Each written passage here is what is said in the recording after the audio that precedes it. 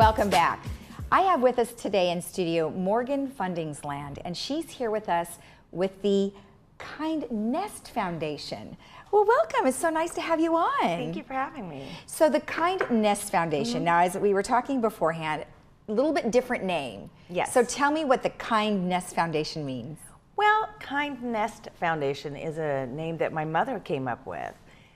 She was pretty, she follows me a lot on what I do, and we speak daily. Okay. And we had started this club, and at first we called it a different name. It was called El Toro Exchange because it was at the high school. Right. And it was kind of confusing to the community and to the students, and I couldn't figure out how to make it a name that, you know, it wouldn't confuse anyone.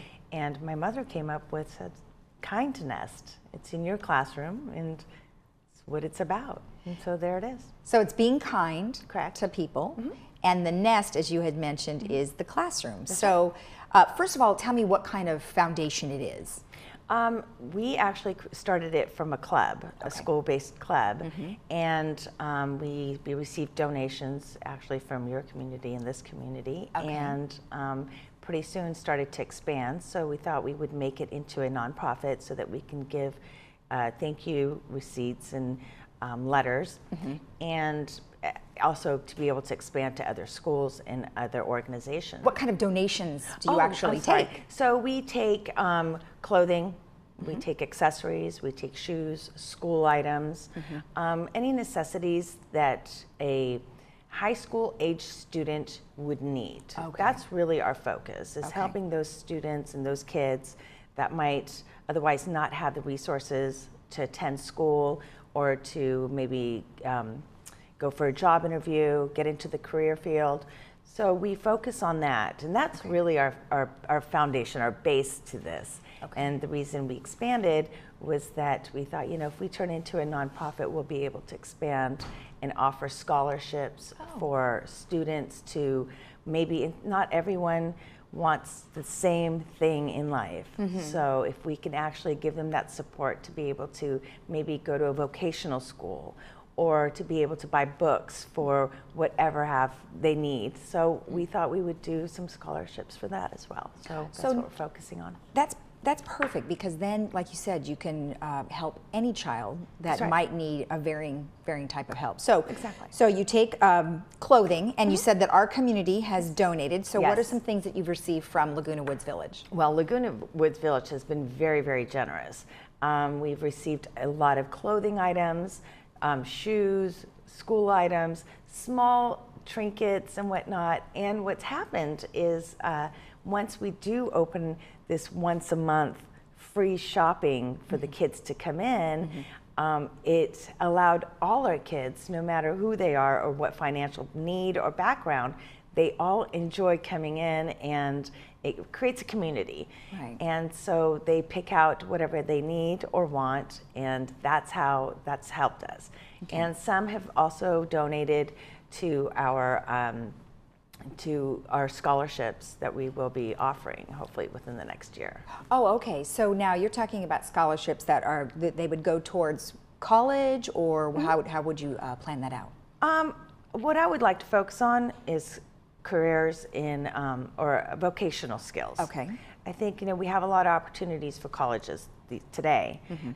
Vocational skills is what I would like to focus on. These kids, you know, that want to go into, you know, construction, or, you know, one wants to go into becoming a plumber, or those kind of skills that we still need and always will.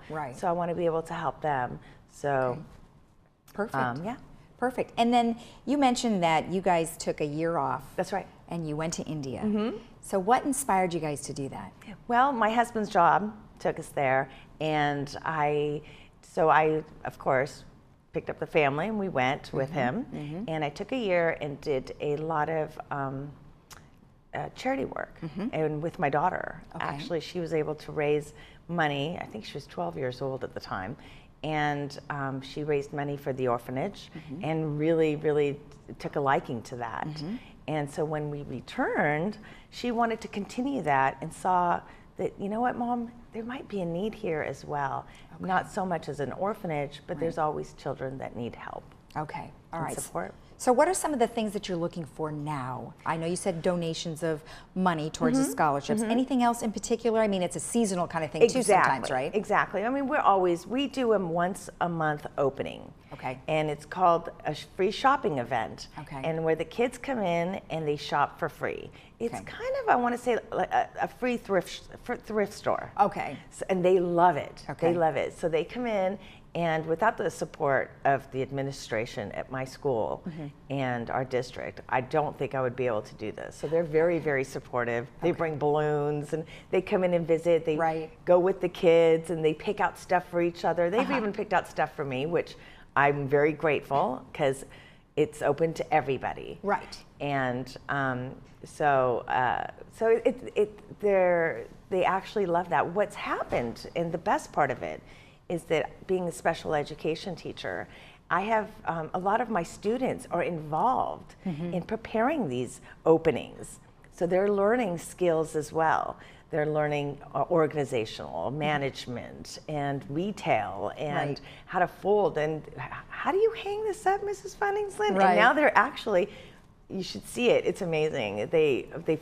They organize it, and now they know how to fold, and no, you didn't fold that right, and they really take pride in what they do. And actually, that one yesterday told me, I can't believe it, Miss Funningston, my grades are so good. Aww. I know. And I thought, because we just had our finals, and she said, my grades are so good, and I think it's because I'm so involved in the club that I want to do better, and I'm so proud of myself. And I said, well, of course, you're wonderful, and doing kind things for others really brings out the best in you and in people. And so, well, and that's where your KindNest Foundation is coming kind of a twofold, right? You're helping your students who are learning things, and then you're also giving back to the community. So that's perfect. It's just, it's getting its own legs, and I do as I'm driven to do. So that's. I never sit and plan it. It just happens. Right. And, and I'm grateful. So it's open once a month. Correct. And then is there any particular day of the month that you do it? I let the kids decide. Okay. And we always have a theme. Okay. And I let them choose. And it's really something that I let them run. Okay. And I just advise. Okay. And just keep organized, and I'm more their assistant now. Yeah. And this is what I've always wanted to happen is these kids, they love it, and now we've expanded to other schools as well. Oh, so what other schools are you involved with? I'm working with a teacher that teaches in Santa Ana. Okay. And so she is actually starting this and trying to get her administration to support this as well. Okay. And then once we get that, then we can start. Oh, that's nice, because then they could actually turn it into a nonprofit as well. But That's they right, start they out as a could. club first. Exactly. Okay. Or they could just extend it from, that's why we did the nonprofit, so then it could be the KindNest Foundation Club in the school in Santa Ana. Okay. And also in LA. Well, that's perfect. Well, thank you very much for the information. And then if somebody wanted more information, they can go to the kindnestfoundation.org. Is that correct? That's correct. Okay, good. Well, thank you very much. Congratulations. Thank you and good so luck. much. Thank you. And if you want to donate any items, including cash for their new scholarships, you can find out all the information at the kindnestfoundation.org. We'll be right back.